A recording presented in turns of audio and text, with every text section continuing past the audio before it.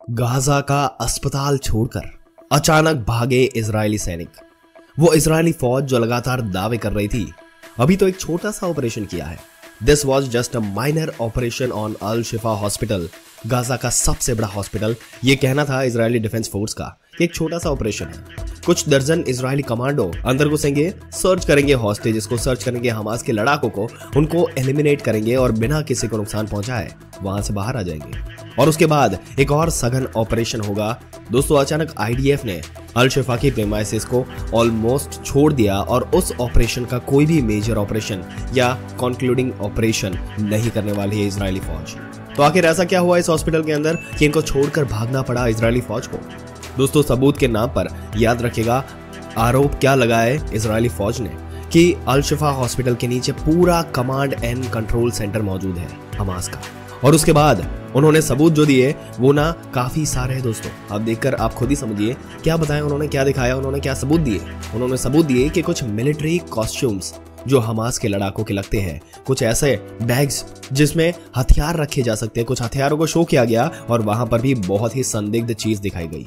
अगर दोस्तों यहाँ पर एमआरआई रूम के अंदर जो चीज दिखाई गई वो सच है तो आप जो है ये आपके पैरों के तले की जमीन हट जाएगी।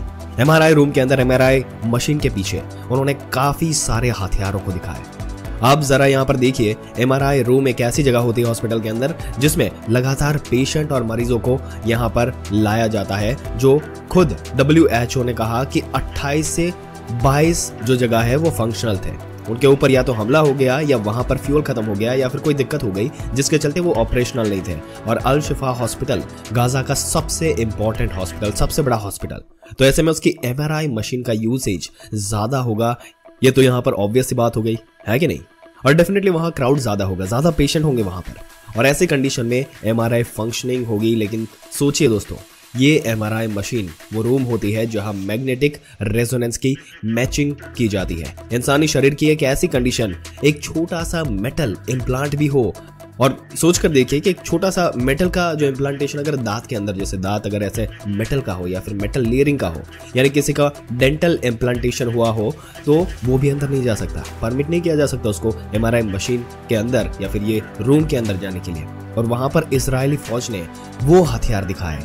या तो ये है कि हमास ने एमआरआई रूम को ब्लॉक कर दिया था, पेशेंट को वहां अंदर जाने नहीं दे रहे थे और वहां अंदर घुस करके उन्होंने अपने हथियार रख दिए थे।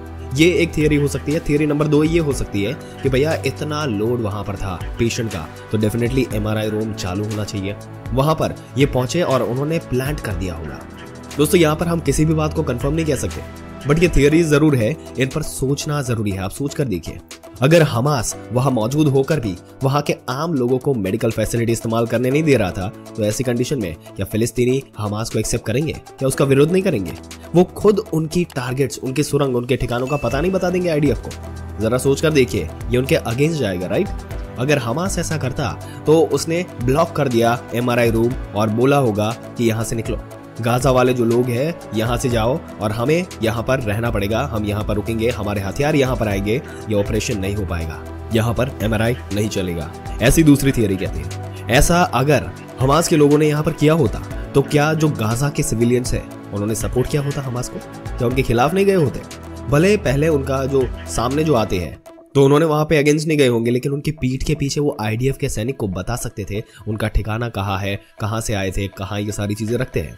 और तीसरी थियरी ये हो सकती है कि वाकई में वहां पर हमास के लड़ाके होंगे और उन्हें वहां हथियार रख दिए होंगे, और क्योंकि वहां पर बिजली की समस्या है, फ्यूल की समस्या है, तो हो सकता है एमआरआई मशीन को बंद करके रखा गया होगा और ऐसे कंडीशन में वहां पर हथियार रखे जा सकते हैं। ये 3 थियरीज है दोस्तों। और सबसे बड़ी बात यहाँ पर जो समझ में आती है, इस ऑपरेशन से पहले अल शिफा हॉस्पिटल के 7 दिन पहले, ये ऑपरेशन के 7 से 10 दिन पहले बाकायदा एनिमेशन दिखाया था इजराइल डिफेंस फोर्स को, जो स्पोक्स पर्सन हगारी ने, कि यह हॉस्पिटल और उसके नीचे का पूरा 3D एनिमेशन दिखाया गया था। यहाँ पर अंडरग्राउंड टनल्स है, यहाँ पर ये सारी चीजें, हर एक चीज उनको यहाँ पर दिखाई गई थी। दोस्तों, अगर यहाँ पर ऑपरेशन चल रहा होगा तो ये बहुत ही गंभीर समस्या सामने आ सकती है, क्योंकि ये फोटोज देखिए, आपको यहाँ पर ही पता चल जाएगा कि क्या हो सकता है। ये थियरीज जो हम बता रहे हैं उसके ऊपर और भी डिटेल में सोचने की जरूरत है, जो डेफिनेटली आईडीएफ की फोर्स अभी कर रही होगी। दोस्तों, आपके क्या विचार है इस मुद्दे के बारे में और जिस तरीके से ये चीजें यहाँ से मिल रही है उसके बारे में? अपने विचार हमें कमेंट करके कमेंट सेक्शन में जरूर से बताइएगा और इस वीडियो को जितना हो सके उतना शेयर करें, अपने दोस्तों के साथ, रिश्तेदारों के साथ, व्हाट्सएप, फेसबुक, ट्विटर, हर जगह शेयर करें और ऐसे ही जानकारी पाते रहने के लिए हमारे चैनल को सब्सक्राइब करके बेल आइकन जरूर से दबा दें। मिलते हैं अगले दिलचस्प वीडियो में, तब तक के लिए इस वीडियो में अंत तक बने रहने के लिए आपका दिल से धन्यवाद।